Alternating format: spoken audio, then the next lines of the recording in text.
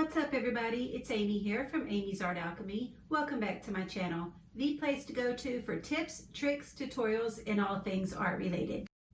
So I was working on a project earlier today and I realized that I never shared with you guys this amazing tool that I created.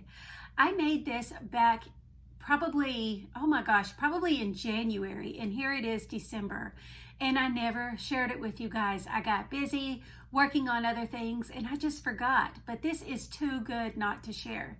If you love to make books or art journals and needing a way to press those covers together, or if you love to press flowers and save your flowers from your garden, or if you love to make handmade paper and needing a way to press those papers, then this is the tool for you.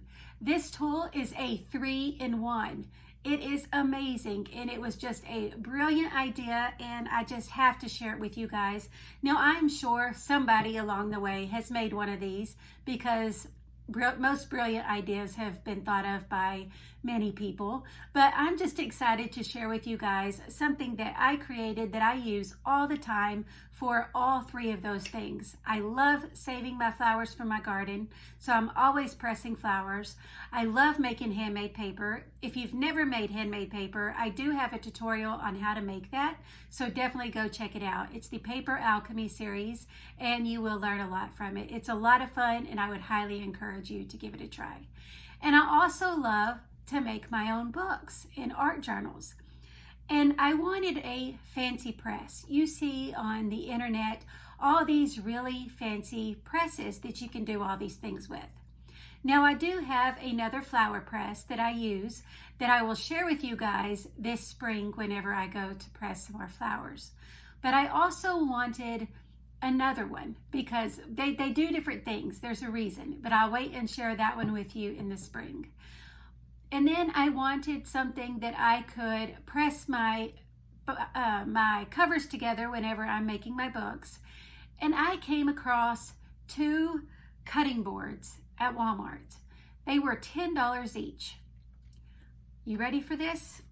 I got 2 cutting boards.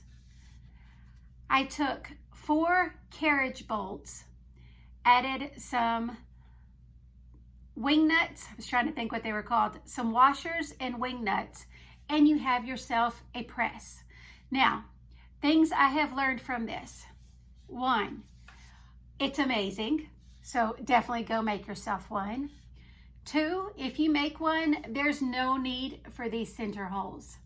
4 is definitely plenty, so I drilled those in there only to not use them, so I would just do the corners. Another thing, this size carriage bolt is probably an overkill, but it's what I could find, and it does get the job done, and I can press multiple things at once. So you're going to laugh, but these are 3-inch carriage bolts. Yeah, definitely an overkill. So it is perfectly fine if you find much smaller carriage bolts. It will do the trick. I will eventually probably replace these with smaller ones, but I mean, right now I just load it up. Whenever I'm pressing flowers, whenever you press flowers, you want to have something at the bottom for moisture. And what I do for that, I use felt. So I use a layer of felt, and then I put a layer of fresh flowers, and then I put another layer of felt. Sometimes if the flowers have a lot of moisture in them, I will put 2 layers of felt, and then another layer of flowers, and then you can do quite a few layers in this, and then just seal it all up. Now, don't get me wrong, this kind of thing can be done with a book and clamps on it, stacked under a bunch of heavy books. It can. But this tool was made very cheap. I made this for a total of, I think, around $23. The cutting boards were $10 each, and then the carriage bolts and wing nuts, I mean, you can buy those individually. I think I paid like a total of $23 for this. So why not have something that is easily accessible, that is multifunctional? So I use it for my handmade papers, binding my books, and pressing flowers. So I just had to share this with you guys because I think it is a project that every crafter needs to have in their stash because it does so many things if you do those type of things. Now, granted, like I said, there is other ways around that, but this was cheap and it gets the job done.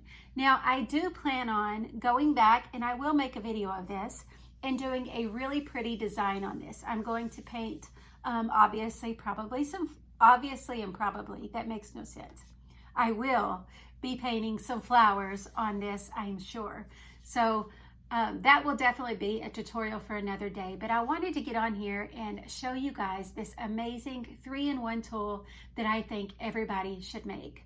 Obviously, all you do is just mark your holes where you want your carriage bolts at. Again, I would just avoid doing these in the center. You don't need them and they kind of just get in the way. And get your drill and just drill. So it's very easy. Make sure they line up. I did have my clamp slide a little bit, and as you can see right here, this hole is a little bit bigger, but it works nonetheless, and I'm excited about it. So I just wanted to share with this with you guys, and I hope that you would give it a try. If you make one, let me know. If you've seen this somewhere else, let me know, because I'm curious. Like I said, I'm sure somebody else has come up with this brilliant idea, but I was excited about it and wanted to share it with you guys. So I hope that you find this. I would say it's a tutorial, but really I didn't do the project with you.